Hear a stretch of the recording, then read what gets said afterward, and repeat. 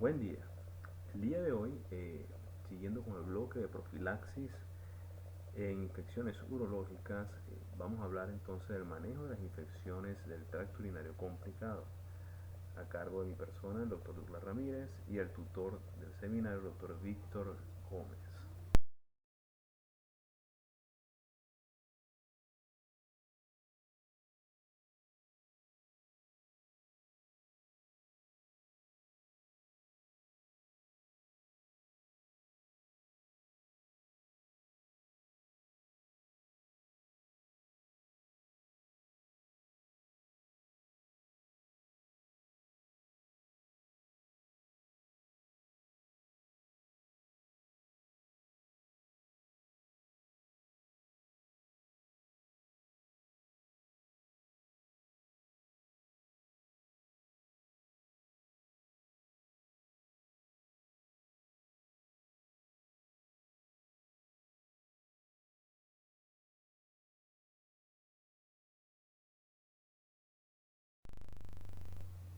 Podemos definir entonces que la infección del tracto urinario no es más que la presencia de microorganismos patógenos en el tracto urinario. Sin embargo, la bacteriuria se va a definir como la presencia de bacterias en la orina que en condiciones normales no deberían encontrarse en el tracto urinario.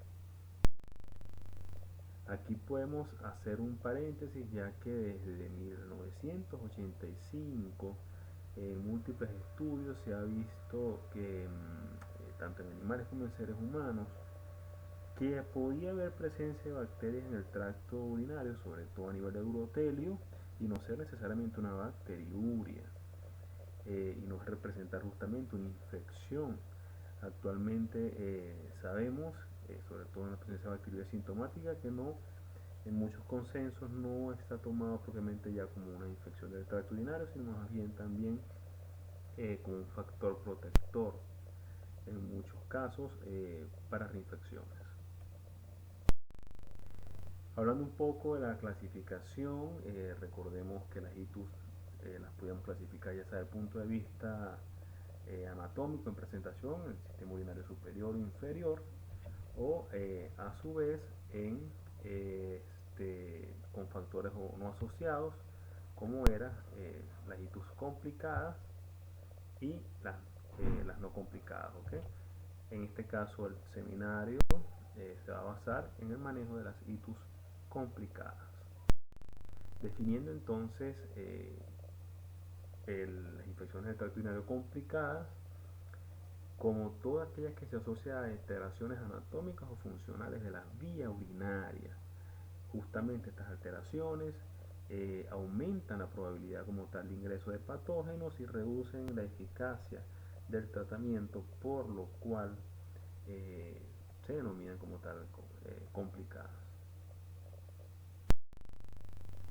Los factores que sugieren o que nos pueden predisponer a una itis complicada son múltiples, y aquí la base de dicho concepto, principalmente las anomalías funcionales y estructurales de la vía urinaria, desde el punto de vista de estenosis congénita, agregados desde el punto de vista litiásicos, neoplásicos, ¿okay? Pacientes con factores de riesgo propiamente, el hecho de el sexo masculino, que ya que las infecciones son menos habituales en los mismos, la presencia de embarazo, la vejez que induce inmunosupresión, o alteraciones metabólicas, o sea, como condiciones propias del paciente, específicamente el síndrome metabólico y la diabetes.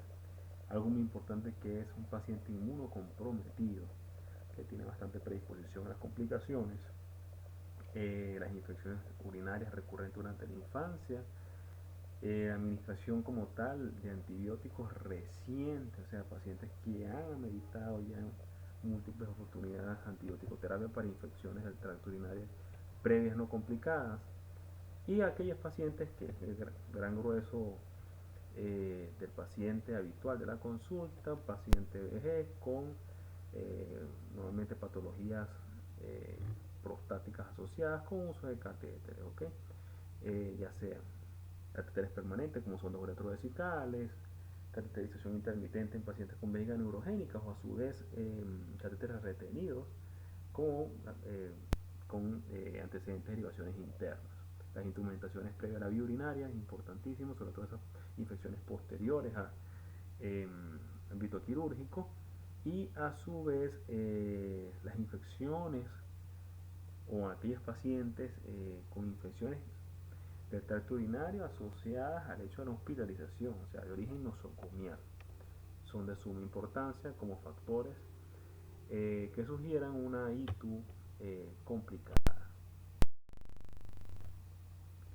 Dependiendo de la ubicación geográfica, podemos decir que epidemiológicamente 9 a 31% de todos los casos de sepsis surgen como tal de infecciones del tracto urogenital, por lo tanto se designan como tal urosepsis, y la mortalidad propiamente de la sepsis puede variar verdaderamente el origen de la infección rondando un 55% a modo general. Pero cuando hablamos específicamente de la urosepsis, el pronóstico es más favorable y las tasas de mortalidad disminuyen un poco, rondando entre un 20 y un 40% de enfermedades sistémicas. Por lo general eso es mucho más común en el sexo masculino que en el sexo femenino, y en los estudios recientes se ha visto una disminución franca en los países desarrollados, y por lo cual actualmente es más o se presenten más porcentajes en aquellos países todavía en subdesarrollo.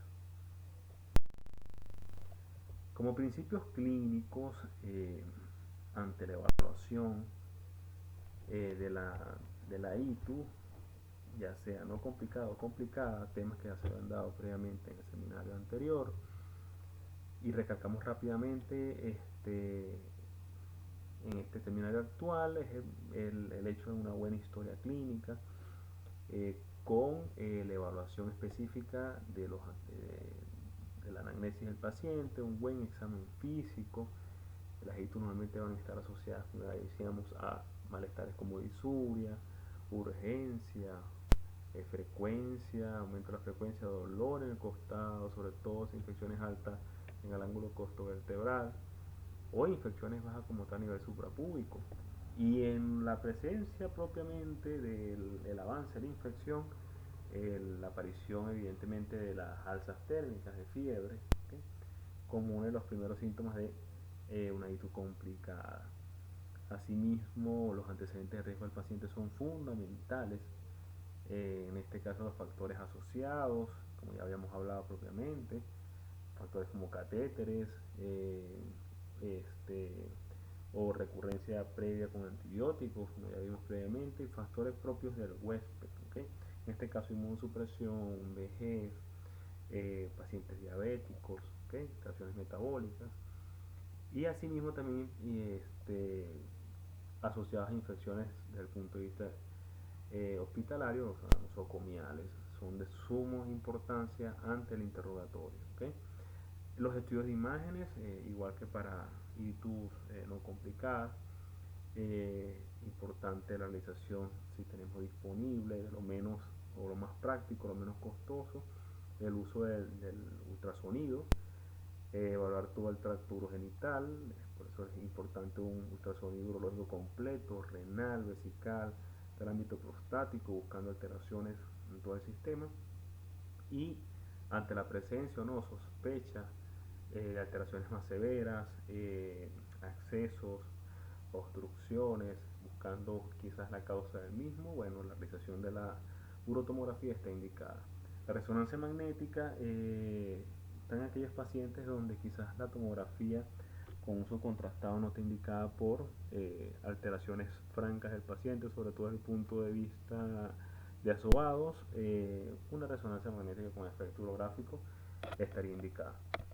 Los laboratorios son sumamente importantes. En este caso es de vital importancia ante el ingreso de un paciente con sospecha de ITU complicado, avance sistémico a sepsis o shock séptico. La rutina de laboratorio es completa desde el punto de vista de hematología, funcionalismo renal, funcionalismo hepático, y algo importante que son los marcadores bioquímicos.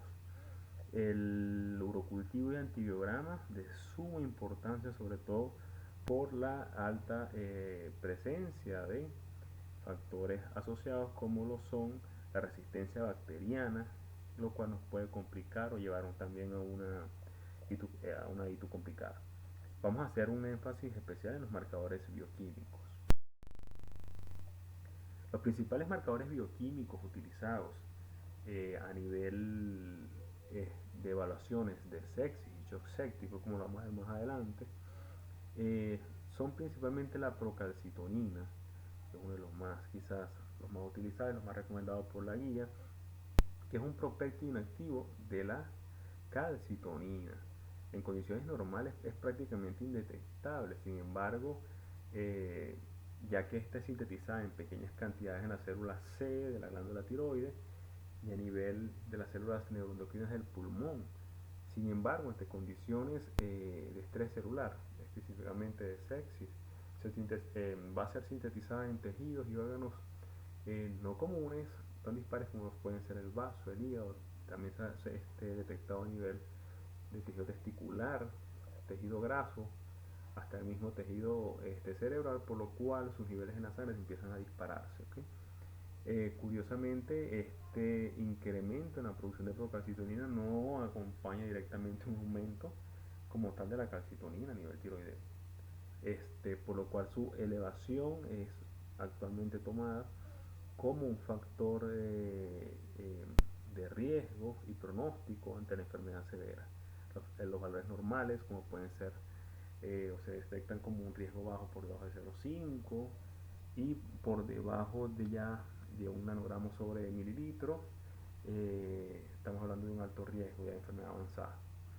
El lactato sérico es otro de los biomarcadores importantes, ya que es considerado el mejor marcador, sobre todo para detectar la hipoperfusión o hipoxia celular, tisular.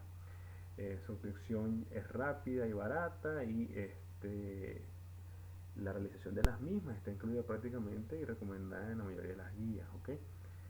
Con pacientes en sepsis avanzada o en este caso infecciones de tracto urinario complicadas. Hay que recalcar que el lactato no es un biomarcador que nos ayude a diferenciar específicamente entre sepsis desde el punto de vista o síndrome de respuesta inflamatoria sistémica, infeccioso o no infeccioso, ya que tiene poca sensibilidad en ese aspecto, sino que su utilidad se centra principalmente en la demostración de que hay un factor de hipoperfusión tisular. Algo que ha sido estudiado en los últimos años es la proadrenomedulina, o específicamente la región media de proadrenomedulina, que es considerado un nuevo marcador con pocas recomendaciones, sin embargo está dentro de las guías, dado que la medición de la proadrenomedulina es difícil, ya que tiene una vida media corta y una gran unión a receptores, por lo cual se mide a nivel sérico solamente la región media de la misma, y se utiliza principalmente para medir el estrés celular, o sea, sus concentraciones aumentan cuando hay la presencia de estrés celulares, pero también no es específico porque se altera con muchas otras enfermedades, sobre todas aquellas asociadas a factores cardiovasculares. Aquí vemos un cuadro de la importancia, como les digo, en la mayoría de las guías para la evaluación y progresión de una enfermedad infecciosa complicada es de la procalcitonina. En este caso vemos como a medida que aumentan de valores prácticamente indetectables, de 0,1 o 0,1 sobre mililitros, a medida que aumenta y sobrepasa los 0,5 estaríamos hablando ya de un proceso prácticamente probable bacteriano, ¿okay? Y por encima de 0,5, 1 o por encima de 10 el porcentaje de mortalidad aumenta, sobre todo el de 0,5 por encima de un 40%. Los escenarios clínicos donde se pudiese desarrollar una ITU complicada son los siguientes. Escenarios probables en las ITUs altas, como ya veníamos viendo, las ITUs no complicadas pueden pasar simplemente una ITU complicada por un mal manejo o inicio tardío del tratamiento antibiótico. Las principales patologías donde las podemos encontrar son la pielonefritis con sus variantes, eh, las patologías obstructivas que llevan a una hidronefrosis, ya sea por estenosis, por factores neoplásicos, por litos o cuerpos extraños como catéteres retenidos, los accesos renales asociados a procesos infecciosos o en este caso complicaciones de los mismos como accesos perirrenales, y de las ITUs bajas la cistitis hemorrágica enfisematosa. Hablando un poquito o rápidamente de lo que es la pielonefritis enfisematosa, vemos que su mortalidad ronda de un 9 a un 40%, con una frecuencia que se ve más elevada en aquellos pacientes con alteraciones metabólicas como lo son aquellos pacientes diabéticos. Los microorganismos más habituales, entre ellos van a ser la E. coli, la Klebsiella, la Proteus, y entre ellos también el Acinetobacter, Streptococcus y Pseudomonas. Y el hallazgo típico radiológico no es más que gas a nivel intrarrenal o perirrenal, a nivel ya que principalmente tomográfico. Sin embargo, desde el punto de vista ultrasonográfico, si es lo que tenemos disponible, la ecorefrigencia y características desde el punto de vista ecográficas nos pueden también inducir a la presencia de gas en el tracto urinario.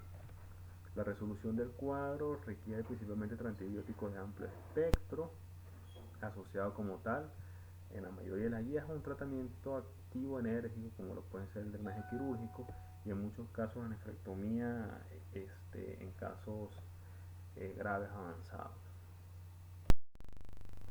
Hay una clasificación específica radiológica y tomográfica para la pielonefritis enfisematosa, que es la clasificación de Wann, y no es más que nos va a dar el nivel de infección, específicamente de la presencia de gas a nivel del sistema geniturinario. La grado 1, presencia de gas que va a estar limitado solamente al sistema colector o su avance en el grado 2 al parénquima renal. El grado 3 se divide o lo podemos encontrar en 3A cuando afecta el espacio perirrenal o el espacio pararrenal, y un grado mucho más avanzado que es el grado 4, la afectación bilateral del sistema geniturinario, en este caso en pacientes monorrenos, nada más con la afectación ya de un solo de su sola unidad renal ya se destinaría como un grado 4.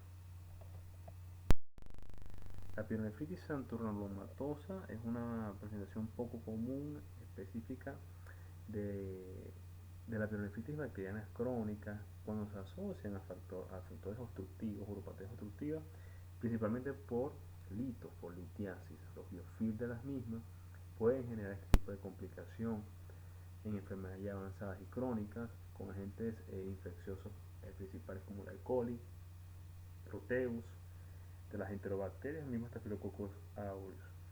El diagnóstico se establece, aparte de clínica, por el hecho de hallazgos imagenológicos, como la tomografía, que es la técnica de erección, con un riñón que principalmente se va a ver con una estructura alterada, aumentada con daños específicos para daño crónico, apendicitis crónica, y donde se asocia el hecho del patrón obstructivo litiásico.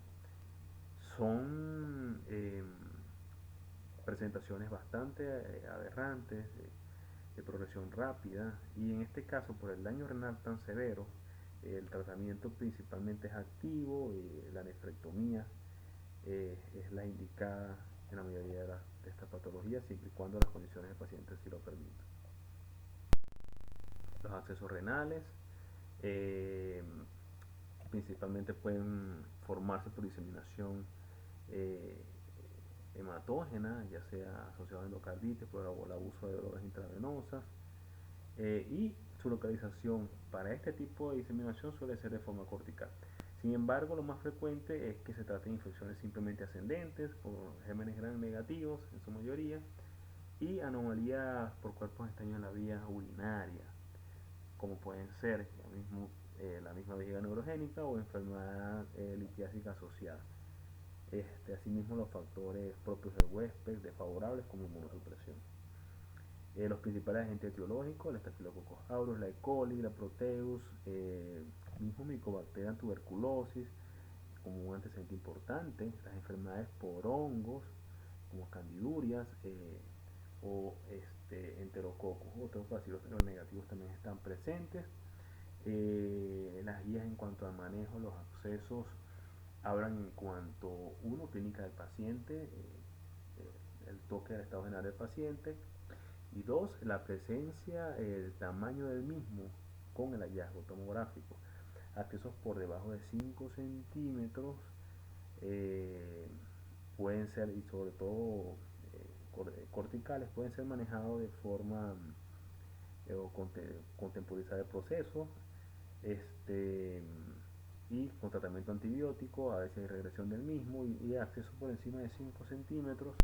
La recomendación es el drenaje, aquellos accesos a nivel cortical, el drenaje percutáneo es el indicado, y esos accesos más cercanos como tal a al sistema colector, lo indicado como tal es el drenaje endoscópico, en este caso por derivación interna, eh, para el manejo de los mismos.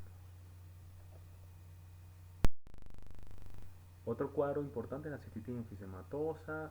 De verdad que esto es una patología subvalorada que quizás tiene poco nivel de presentación, pero que el manejo debe ser prácticamente efusivo, con una buena terapia dirigida antimicrobiana, sobre todo antibióticos de amplio espectro, y específica para lograr un resultado favorable en el paciente.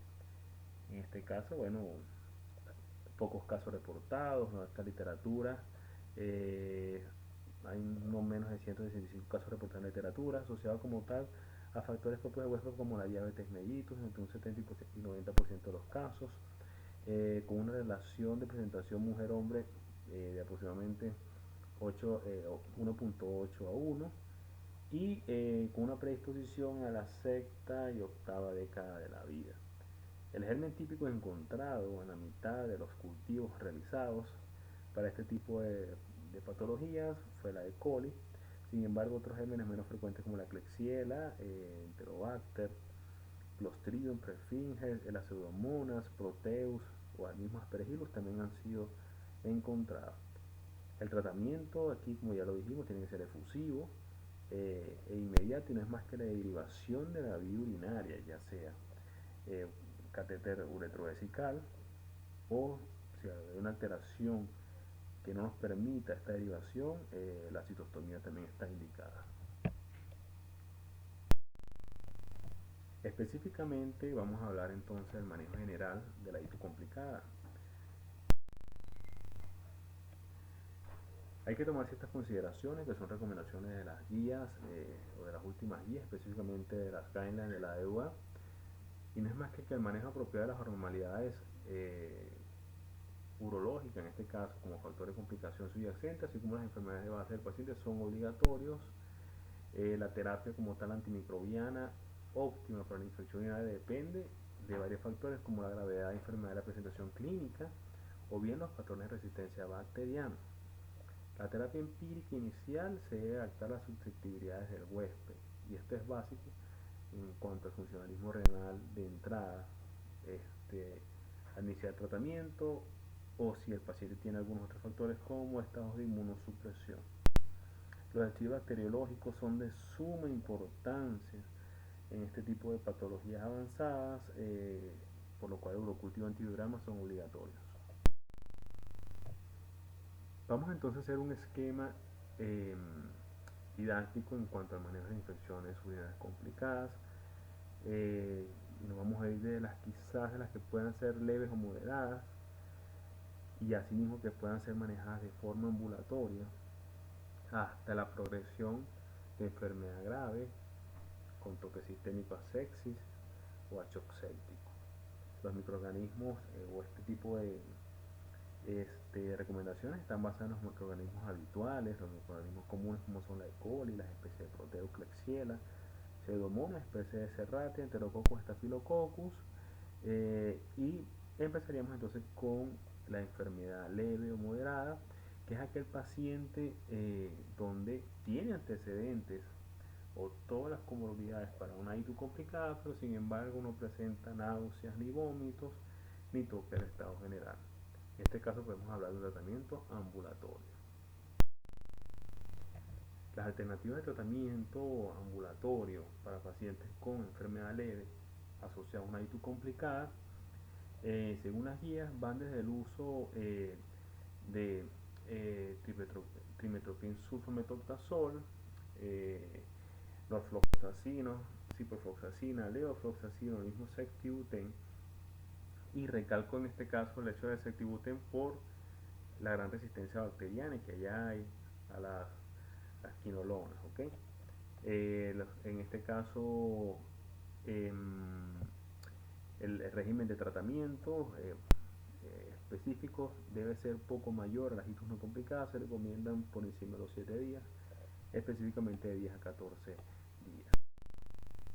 Las alternativas al tratamiento en cuanto a enfermedad grave, ya que el paciente donde se amerite como tal la hospitalización por toque al estado sistémico, ya sea fiebre, náuseas, vómitos, o enfermedad recurrente, o pacientes que ya hayan tomado previamente antibióticos vía oral sin respuesta al mismo. Hablamos entonces de regímenes de antibióticos monodosis, o sea, en este caso únicos o con terapia dual. Las extracciones es una de las principales que recomiendan las guías, sin embargo también la cefuroxima y cefepime pueden ser utilizadas. La terapia dual puede ser asociada ya sea a amicacina o gentamicina asociada a ampicilina. Recalco el hecho de que la amicacina y la gentamicina no han sido probadas todavía como monoterapias, y por otro lado el hecho de que sus regímenes tienen que ser cortos por la capacidad nefriototóxica de las mismas.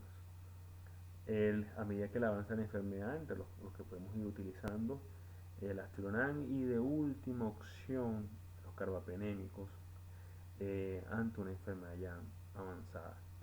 En cuanto a los regímenes de hospitalización, en mes de 10 a 14 días ante enfermedad grave, como veníamos viendo, se recomienda entonces aumentar los días de tratamiento, ya sea de 14, 15 días a 21 días de tratamiento. ¿Cuál es lo importante en este aspecto? El hecho de tomar en cuenta la resistencia de patrones bacterianos actuales, sobre todo a la amoxicilina, ácido clavulánico, al trimetoprim sulfamethoxazol, y lo mismo para las fluoroquinolonas. Se puede concluir que estos agentes como tal no son adecuados como tratamiento de primera línea empírico en ITUs complicadas, sobre todo en aquellos pacientes, y esto es importante, con recurrencia infecciosa y que hayan tomado tratamiento en los últimos 6 meses previos. ¿Qué nos dice entonces la evidencia o resumen de evidencia de las guidelines? Que las infecciones urinarias con síntomas sistémicos que requieren hospitalización se deben tratar inicialmente con regímenes antimicrobianos intravenosos de amplio espectro, y si tenemos sobre todo los patrones de resistencia local, estadísticamente sería ideal iniciar conjuntamente con esos antibióticos dirigidos. De no tener esto, desde el punto de vista epidemiológico, y hago la referencia que en nuestro ámbito personal, acá a nivel país, tenemos pocos registros epidemiológicos de resistencia bacteriana local. El cultivo de la orina de entrada del paciente va a ser necesario, sobre todo para alternar el tratamiento durante su hospitalización. En este caso, a nivel de evidencia, uno ve la prevalencia de la resistencia a las fluoroquinolonas cuando es menor al 10%, y el paciente tiene contraindicaciones para las cefalosporinas de tercera generación o bien aminoglucósidos, la ciprofloxacina está prescrita como tratamiento empírico en mujeres con pielonefritis complicada. En pacientes con ITUS con síntomas sistémicos o progresión ya sepsis, el tratamiento empírico debe incluir microorganismos, o en este caso amplio espectro, para microorganismos con producción de beta-lactamasa de espectro extendido. si existe una mayor probabilidad de prevalencia en la comunidad. Nivel de evidencia 2. Por último, las recomendaciones eh, de las guías, de las guidelines para la actitud complicada es principalmente que podemos usar terapia combinada, como sea la amoxicilina más un aminoglucósido, cefaloporinas de segunda generación asociadas también a un aminoglucósido, o de cuarta generación por vía intravenosa como tratamiento empírico ante síntomas sistémicos. Solo se va a usar la ciprofloxacina siempre y cuando los patrones de resistencia sean por debajo del 10%. Cuando todo el tratamiento se administra por vía oral, en este caso ante pacientes donde podemos manejar la ITU complicada de forma ambulatoria, como ya lo dijimos anteriormente, o pacientes que evidentemente no van a meritar la hospitalización.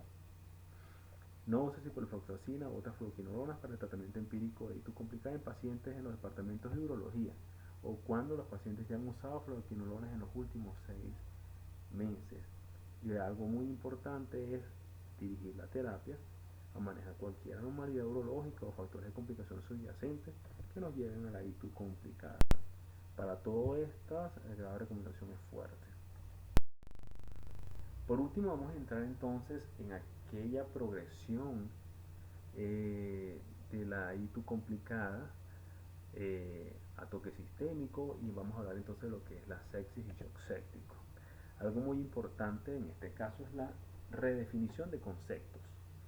Desde los años 90 se vienen manejando múltiples conceptos, en múltiples consensos. Primeros del año 90 hablábamos entonces de que la sepsis no era más que un síndrome de respuesta inflamatoria sistémica del huésped ante un organismo, y que su evolución con alteraciones propias, con criterios en base a los mismos, se podía hablar ya entonces de una sepsis o shock séptico. Esas definiciones han sido ya modificadas en los últimos consensos, tanto del 2012 y el último específico del 2015, de los consensos europeos, de las sociedades europeas de medicina crítica. Actualmente el concepto más aceptado es el siguiente: la sepsis se define como la disfunción orgánica potencialmente mortal causada por una respuesta del huésped desregulada a una infección. En términos simples, podemos decir que la sepsis es una afección potencialmente mortal que surge cuando la respuesta del cuerpo a una infección daña sus propios tejidos y órganos.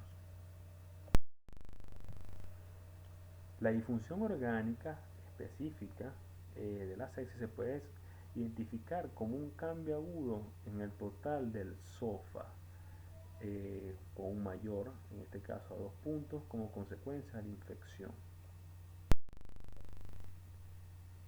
El shock séptico lo vamos a definir entonces como un subconjunto de sepsis en el que las anormalidades subyacentes en el metabolismo circulatorio y celular son lo suficientemente profundas como para aumentar sustancialmente la mortalidad del paciente.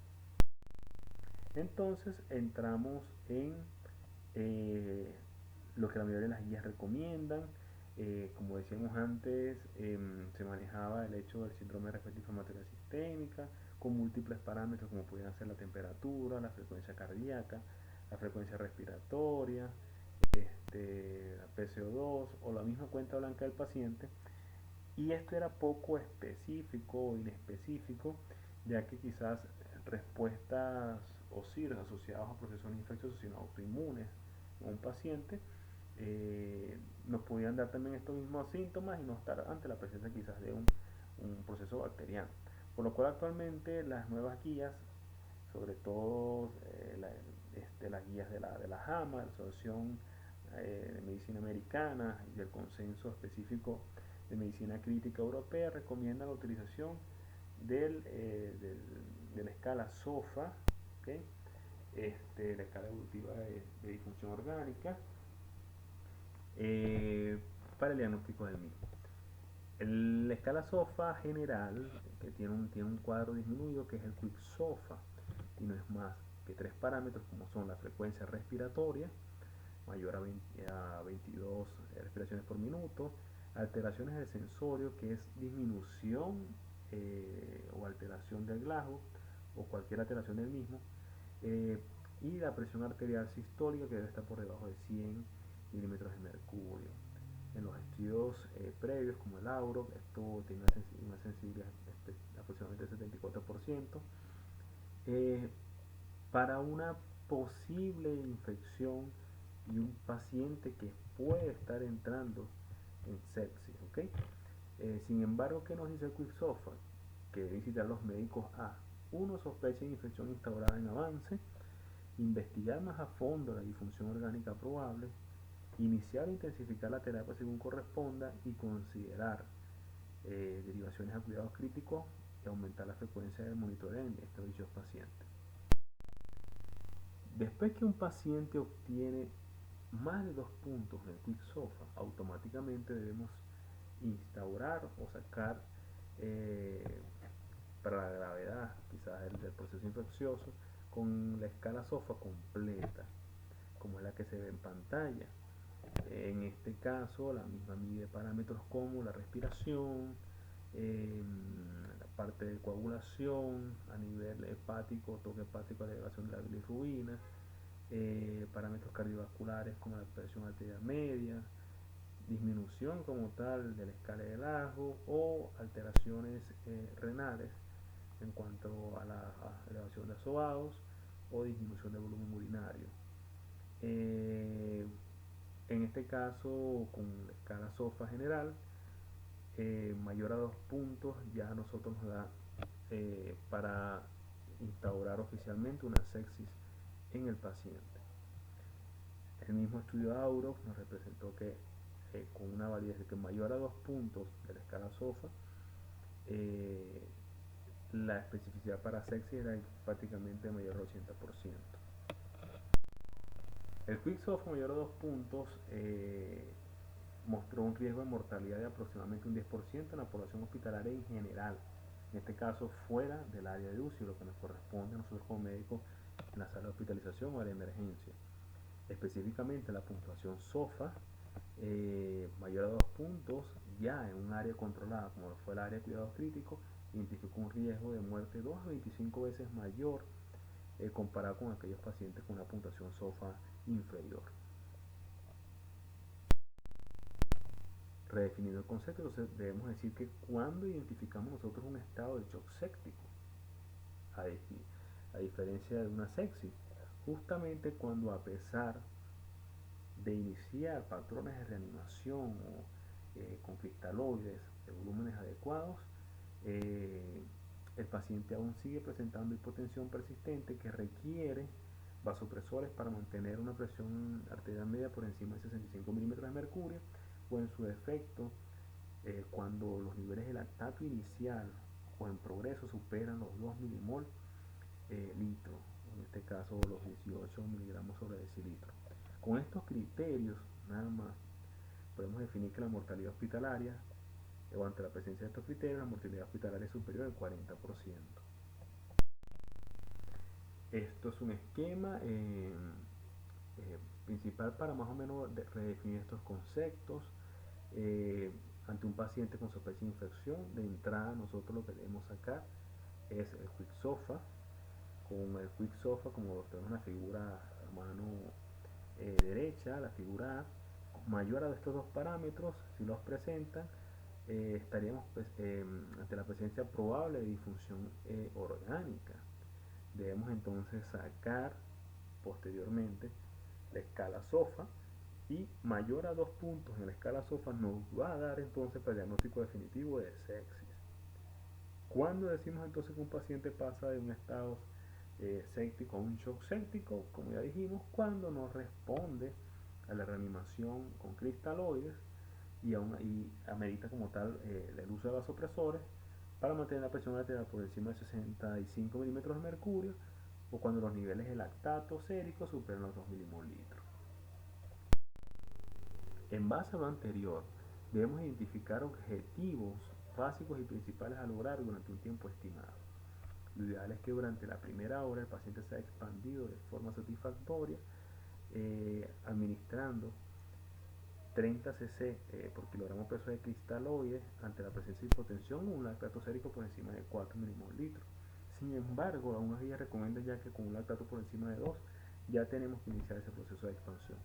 Lo otro también es evidentemente obtener de entrada en estos pacientes urocultivos y hemocultivos antes del inicio de la terapia antibiótica, y esta terapia antibiótica tiene que ser de entrada de amplio espectro. Esto es nuestros primeros 4 parámetros a lograr durante las primeras 3 horas. En un transcurso ya de 6 horas, nosotros ante una buena reanimación y un paciente con enfermedad en avance, ya debiéramos aplicar vasopresores ante la presencia de aquella hipotensión que no respondió como tal a la reanimación inicial, o en el caso de hipotensión, una terapia persistente a pesar de la reanimación de volumen con shock séptico o un lactato inicial mayor a 2 milimol litro, aunque algunas guías también lo recomiendan por encima de 4. Importante la medición de la presión venosa central y la saturación venosa central de oxígeno. Como tal, debemos estar midiendo estos parámetros posterior a las 6 horas. Es necesario volver a medir los parámetros de lactato sérico. Aunque esto se ve confuso y recordarlo, se hace entonces ahora un manejo y una escala, que es lo que vamos a ver a continuación, que es el inicio justamente de la terapia temprana dirigida por objetivos, que no es más que en ese tiempo estimado de las primeras 3 a 6 horas, el deber del médico debe ser mantener la presión venosa central entre 8 y 12 milímetros de mercurio. La presión arterial media debe ser mantenida entre 65 y 90 milímetros de mercurio. Evidentemente los parámetros a nivel de gases arteriales, la saturación venosa central de oxígeno debe estar por encima de 70, la saturación venosa mixta de oxígeno por encima de 65, mantener un hematocrito por encima del 30% y a la vez que la producción de orina no descienda por debajo de los 40 cc hora. Con la aplicación y la corrección estándar y rápida de estas variables en la inducción rápida de tratamiento dirigido, se redujo la mortalidad como tal de un 46.5% a un 30.5% en los pacientes con inicio de sepsis y shock séptico. Asimismo, la iniciación del tratamiento empírico antibiótico entre la primera hora del diagnóstico se asoció con una tasa de supervivencia superior al 80%. Los retrasos en el inicio del antibiótico se asociaron con una disminución en la tasa de supervivencia, con un promedio de 7.6% por cada hora de retraso.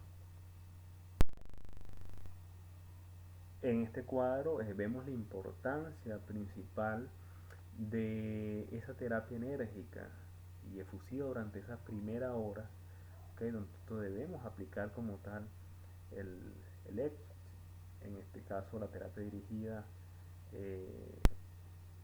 a objetivos, y durante esas 6 horas posteriores ya debemos estar por lo menos compensando al paciente o teniendo ya un registro posterior de los parámetros iniciales, a ver si somos capaces de manejar este tipo de pacientes en una sala de hospitalización con reversión de estos síntomas, o simplemente este tipo de pacientes debe ser ya manejado, en este caso por especialistas en medicina crítica, en ambientes controlados como lo son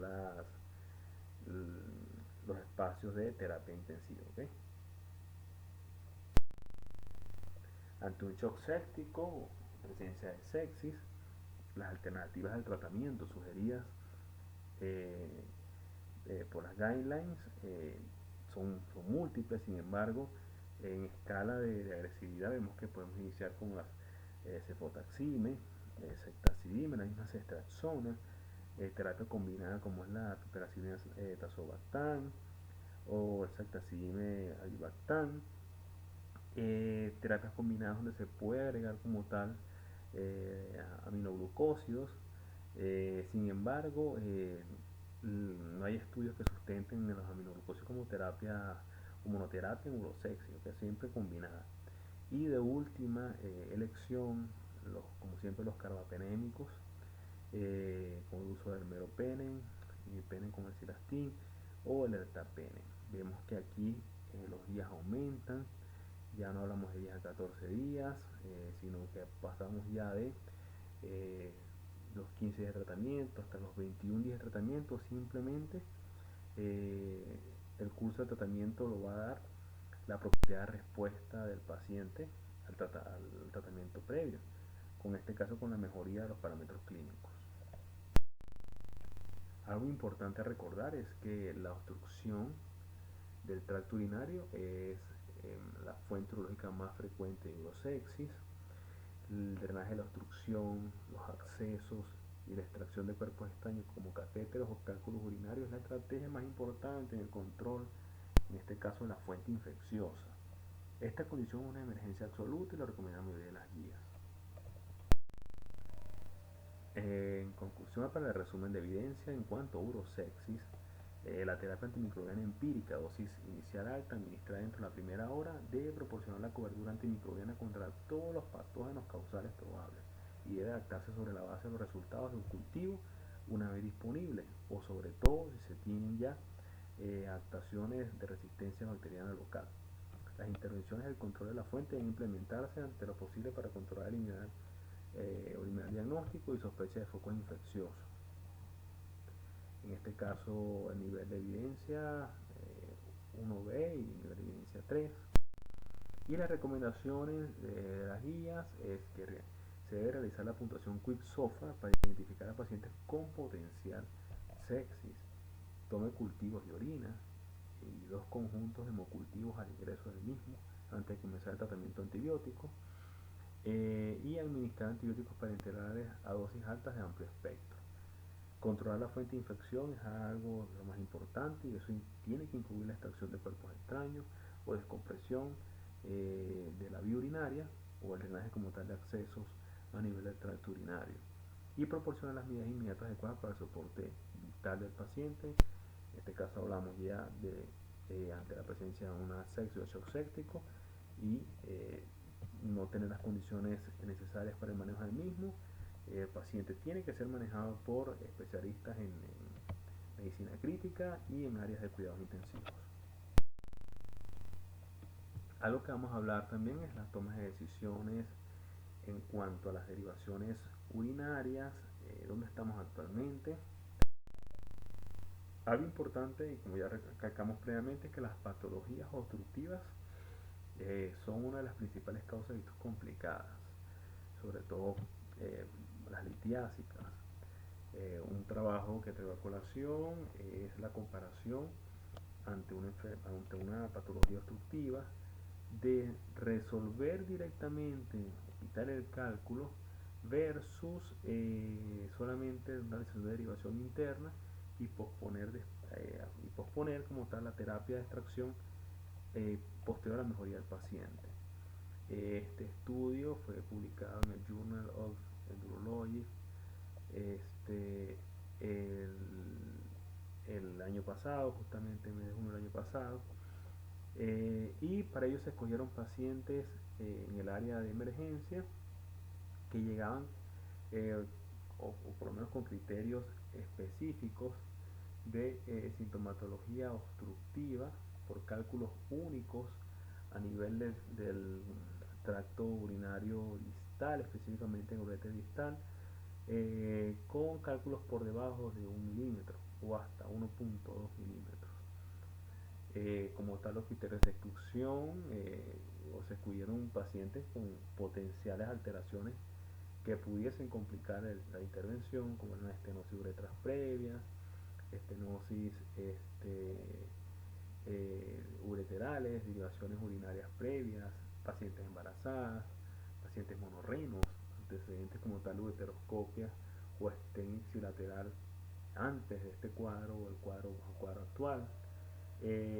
Asimismo, el uso preoperatorio de bloqueadores adrenérgicos u obstrucción bilateral de la vía urinaria. ¿Okay? Algo que se toma importante en este parámetro es el hecho de que se descartan aquellos pacientes que entraban directamente a la emergencia con cuadros de sepsis o shock séptico.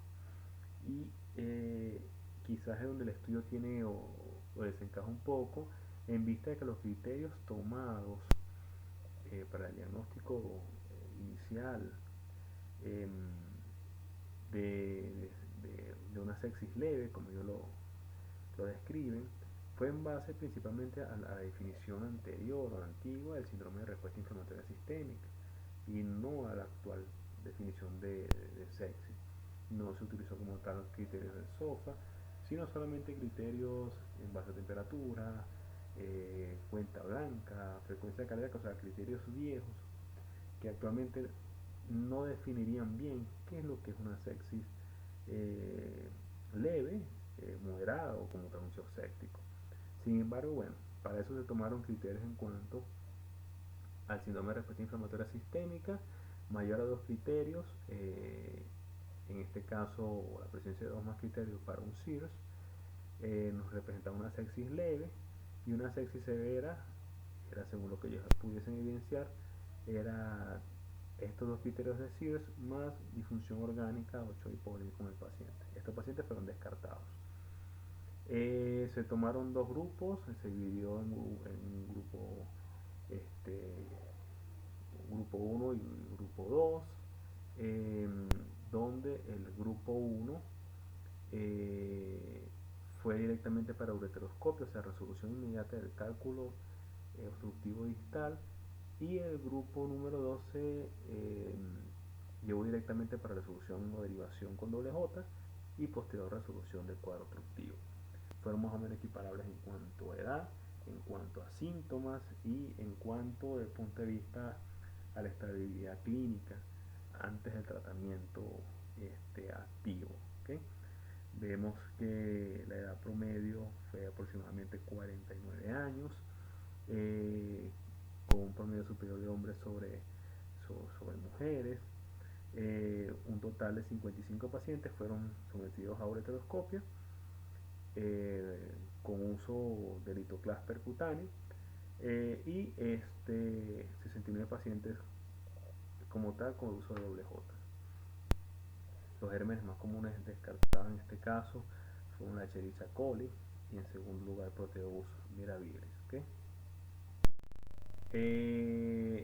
Como vemos, lo que había comentado, se tomaron criterios en cuanto a lo que son la definición anterior de lo que era sepsis y que era el síndrome de respuesta inflamatoria sistémica. Mayor a estos dos parámetros, ya era un síndrome o una sepsis leve, y esos fueron los pacientes que se incluyeron dentro del estudio, descartando aquellos con sepsis severa. Esto da un cuadro bastante amplio y quizás actualmente con nuevos criterios descarta un poco a ciertos pacientes que quizás fueron tomados en este estudio. Como tal, dentro de los parámetros obtenidos, vimos que los pacientes evidentemente sometidos a ureteroscopia y resolución del cálculo inmediato, bueno, dieron un estimado de tiempo un poco tiene su tiempo superior de resolución superior al doble J. Sin embargo, nos da que la estadía hospitalaria fue levemente inferior, así como quizás el tiempo de normalización de los parámetros clínicos fue levemente inferior en aquellos sometidos a ureteroscopia, y así como el uso de analgésicos y el tiempo en que la temperatura o inversión de los parámetros de ingreso favorables se presentaron en los pacientes más favorables en aquellos para ureteroscopia. Asimismo, como tal, dentro de las complicaciones eh, intraoperatorias, vemos que hubo más complicaciones quizás en la colocación del doble J que en aquellos de la ureteroscopia, sobre todo con falsas vías. En, en el grupo de la colocación de doble J y sobre todo patologías obstructivas severas, la hematuria, la perforación como tal ureteral fue prácticamente equiparable, y evidentemente hubo un caso donde no se pudo hacer la resolución desde abajo, o sea, desde el punto de vista de derivación, y hubo que hacer una derivación superior, nefrostomía percutánea. Y la progresión a shock séptico fue mayor, o lo que ellos definían como shock séptico, en los pacientes solamente con derivación eh, urinaria interna. Las conclusiones del autor es que la ureteroscopia de emergencia con litotripsia intracorpórea parece ser una alternativa definitiva, segura y eficiente en la colocación temporal del estén ureteral en casos altamente seleccionados para infecciones de tracto urinario con sepsis leve, secundaria, cálculos ureterales distales solitarios. Sin embargo, nuestra conclusión personal, eh, esto de sepsis leve, considero actualmente que no está bien ejemplificado según los parámetros actuales y las definiciones actuales. La selección del paciente creo que puede ser distinta, no describen el trabajo específicamente.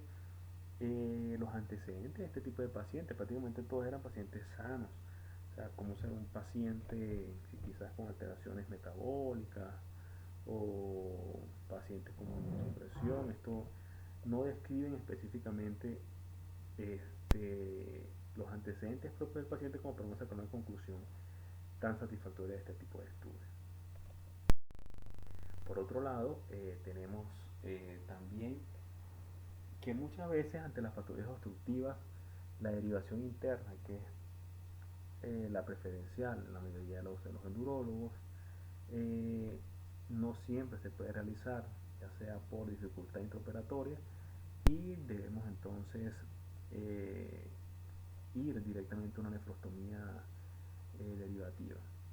Sin embargo, este estudio nos trae a colación, según el estudio de la literatura previa, si ante parámetros como el éxito del procedimiento, la eficacia, complicaciones o alteraciones de calidad de vida, la nefrostomía es superior o inferior como tal a la colocación de un doble J.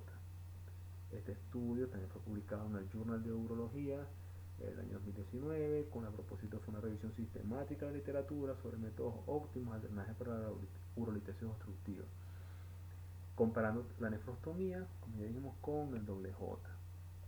Se utilizaron para la misma o el protocolo de estudio bases de datos de ensayos controlados de múltiples eh, bases de datos electrónicas, McLean, Bash, Elenker o Cocaine, hasta noviembre de 2018 para un total de 1108 resúmenes. El nivel de evidencia para la mayoría de los mismos era 1B o 2C.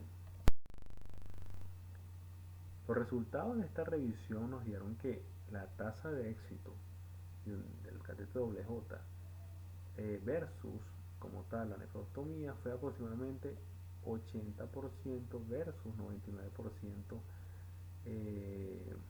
para la nefrostomía.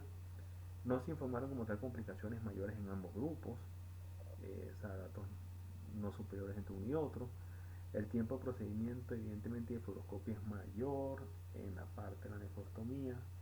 Eh, Sin embargo, el tiempo fluoroscópico también es un poco mayor, por 2 minutos por encima. El tiempo hasta la mejora de la clínica tampoco fue diferente a la aplicación de ambos. El uso analgésico sí se dio con más frecuencia en el uso de WJ en el grupo de la nefrostomía percutánea. Y los datos de costo de procedimiento fueron contradictorios, sin embargo siempre dieron un poco más altos a la asociación con nefrotomía percutánea. En mujeres embarazadas la colocación de la nefrostomía parece significativamente más efectiva que el doble J, y evidentemente a medida que progresa el embarazo la obstrucción de los uretes inferiores eh, siempre va a estar presente y tiene mayor probabilidad de presentarse. Y la calidad de vida fue significativamente menor en aquellos pacientes con la colocación del doble J, donde se le asoció también, aparte de estos síntomas, patología urinaria posterior al procedimiento. Las conclusiones del autor es que tanto la nefrostomía percutánea como la colocación de doble J tienen tasas de éxito, se puede decir que comparables para pacientes con litiasis obstructiva.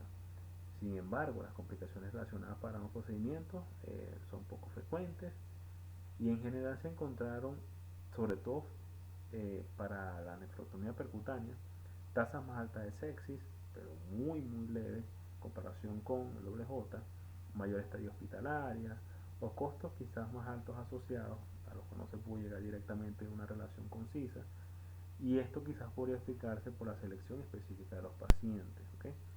Sin embargo, a pesar de esto, los pacientes con derivación interna, que uno puede pensar que genera menor daño, se asoció con una menor calidad de vida debido a molestias persistentes durante el tiempo de la colocación del mismo, así como una mayor presencia de síntomas del tracto urinario postquirúrgico. En conclusión, podemos decir que la ITU complicada se asocia a alteraciones anatómicas y funcionales del tracto urinario.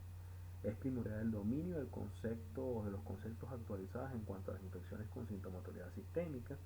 En este caso hablamos de las nuevas definiciones de sexo y shock séptico, con el fin de brindar un tratamiento precoz y oportuno, lo que se traduce en una disminución de la tasa de mortalidad. Asimismo, las patologías obstructivas del tracto urinario son desencadenantes de la mayoría de las ITUs complicadas, por lo cual su resolución inmediata representa la base del tratamiento inicial. Asimismo, el inicio oportuno de la terapia antibiótica, ya sea empírica o guiada como tal por los cultivos, se debe basar en conocimiento de la resistencia bacteriana local y el uso de fármacos de amplio espectro. Ante la presencia de una ITU complicada asociada a patologías obstructivas, estudios recientes han mostrado superioridad o leve superioridad de la resolución del factor obstructivo inmediato versus la contemporización con el uso de derivaciones internas, aunque consideramos que todavía faltan estudios para demostrar esto. Y la nefrostomía versus la derivación renal interna muestra cierta superioridad en estudios recientes cuando se compara factores como disminución de la calidad de vida o bien síntomas urinarios molestos postquirúrgicos. Gracias por su atención.